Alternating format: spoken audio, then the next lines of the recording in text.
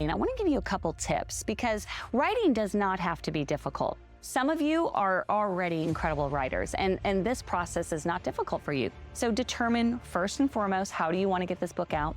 But whether you're writing it with pen and paper, whether you're typing it on a keyboard, or whether you're recording yourself, let me give you some tips to help your writing skills to develop. And tip number one is pretend like you're writing to a friend. We're not trying to impress them. We're just talking. We're just sharing what we know. We're giving advice. Well, the same is true for our book. We don't want to alienate anyone. So you want to write the way you talk. Now, an editor, of course, they're going to make sure that it's written properly with no problems in the writing. But generally, you want to write as if you're talking to somebody. People embrace them more, and the reader connects to the author more because they feel like they know them. Have you ever read a book and you felt like you really knew this person and you've never met them? Well, that's because of the style that they wrote. So step number one, write like you're writing to a friend. Step number two is keep it simple. A lot of times we think, well, if I'm writing a book, I need to sound smart and I need to sound bigger than I am.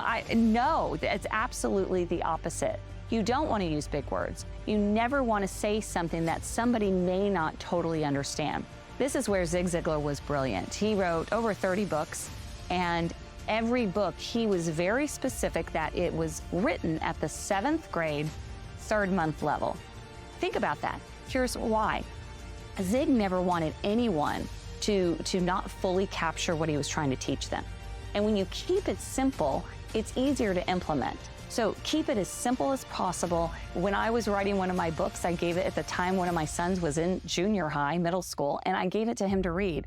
And I said, if you can understand what I'm teaching in this book, then it's perfect. So keep it simple, easy to understand. Here's another tip, and it's a little counterintuitive, but keep it short and to the point. If you can say something in a short, condensed chapter, or even a short, condensed paragraph, and say it effectively and get to the point, that is going to be much better than if you just try to drag it out. I know I've read plenty of books where I felt like, you know what, this book was a 200-page book. It should have been half of that because you just kept repeating yourself over and over and over again. The purpose of a book is for somebody to learn something, to get something that they can use to benefit their life. So when you keep it, writing it to a friend, easy to use language, and then short and to the point, we're able to absorb it, get what we need out of the book, and then actually implement it. And that is what the reader wants more than anything. They don't want to just be impressed with how many words you can put on paper. So if you can say it in a shorter paragraph or chapter, much better to do that than let it drag on and on and on. And then finally, paint a picture for your reader.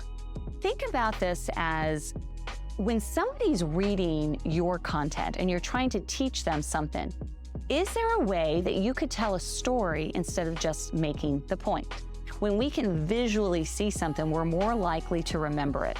So for one example is See You at the Top, one of my favorite books, and it's an awesome book teaching all of the steps that you have to take to be successful in life. And the points are in there, the concepts are pretty crystal clear, but Zig told stories around those concepts so that we could really understand what we were reading.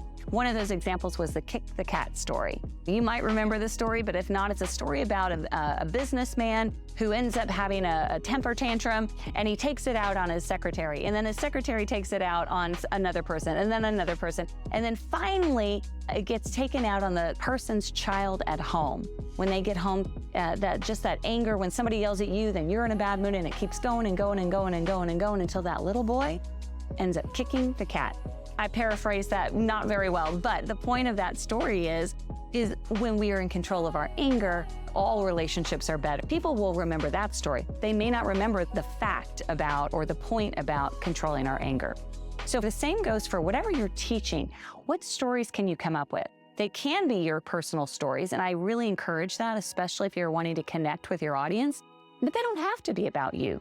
So anything that you can think of that would help somebody get the point through a story is what's really going to make it easier for the reader, but it's also easier for you to write because we learn through stories. You have so many stories, and we connect through story. So start thinking about what stories you're going to embed into all of the actual content within each of the chapters of the book. All right, so there you have it. Those are the tips for writing.